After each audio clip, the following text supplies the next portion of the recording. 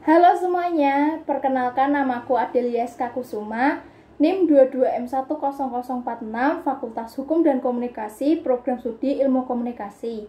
Hari ini saya akan menjelaskan teori disonansi kognitif dan contoh kasusnya. Video ini saya buat guna memenuhi tugas mata kuliah teori komunikasi. Disonansi kognitif adalah sebuah teori yang pertama kali dikemukakan oleh Leon Festinger pada tahun 1962.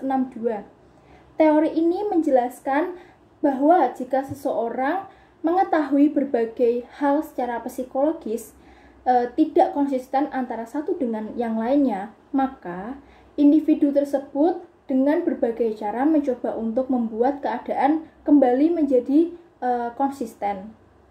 Dengan kata lain, disonansi kognitif adalah perasaan tidak nyaman yang disebabkan oleh tindakan atau perilaku yang dilakukan seseorang namun bertentangan dengan individu lain dan lingkungan sekitar. Aronson dan Festinger mengemukakan 3 mekanisme.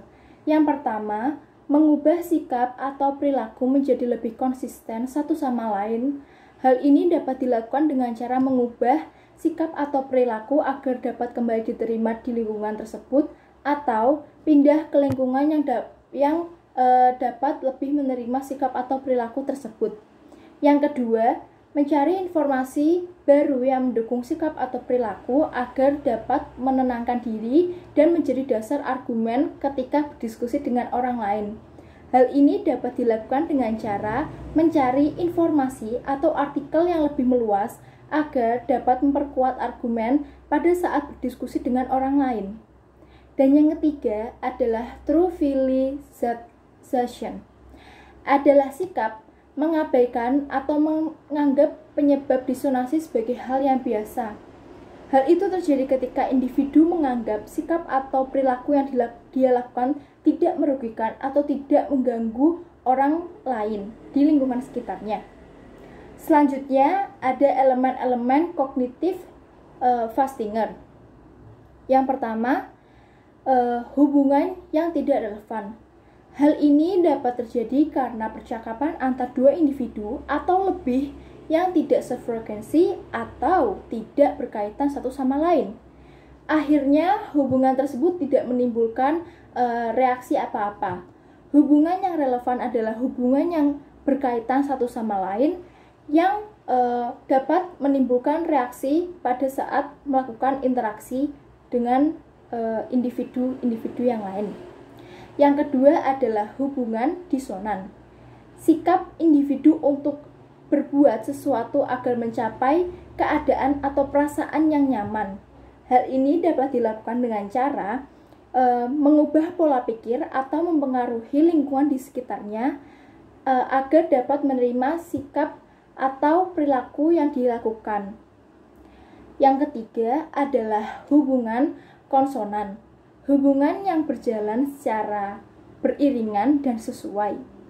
Hubungan ini menciptakan rasa puas, senang, bisa dimengerti, dan sebagainya. Hubungan yang disonan disebabkan oleh elemen-elemen kognisi yang saling menyangkal.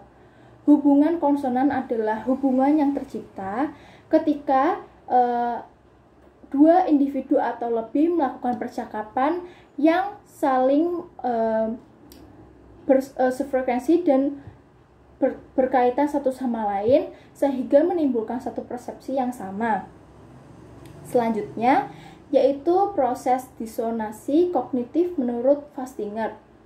Yang pertama, kognitif diservasi, yaitu adalah adanya dua atau lebih kognisi yang mengalami perbedaan. Pada saat dua individu atau lebih melakukan percakapan atau interaksi, pastinya akan ada yang mengalami disonansi kognitif pada saat percakapan tersebut terjadi. Yang kedua, kognitif disonansi. Terjadi ketika muncul keadaan afektif atau perasaan yang emosi yang negatif sehingga membuat keadaan di sekitarnya menjadi tidak menyenangkan dan mengganggu orang lain di sekitarnya. Yang ketiga adalah motivasi. timbul kehendak atau keinginan individu untuk mencapai konsistensi, kognisi, baik dari pengaruh orang lain atau dari keinginan diri sendiri. Yang keempat, diskrepansi redaksi, yakni usaha untuk mengurangi disonansi sehingga mencapai kognisi yang lebih tersesuaikan agar kognisi menjadi lebih konsisten dan tidak terlalu kontradiktif. Saya akan membawakan kasus disonansi kognitif yang pernah terjadi di kehidupan saya. Dulu saya adalah seorang perempuan yang pernah menjadi perokok aktif. Karena menurut saya rokok itu bisa membuat saya lebih rileks dan sangat cocok dilakukan pada saat saya sedang nongkrong atau hanya berbincang dengan teman saya. Namun, di sisi lain, secara kesehatan dan norma sosial itu sangat tidak baik dan sangat tidak dianjurkan. Maka dari itu, saya mulai mengurangi rokok hingga tidak lagi menjadi perokok, agar dapat diterima kembali di lingkungan sosial dan mendapatkan image yang baik kembali di lingkungan sekitar. Seperti itu. Sekian penjelasan dari saya.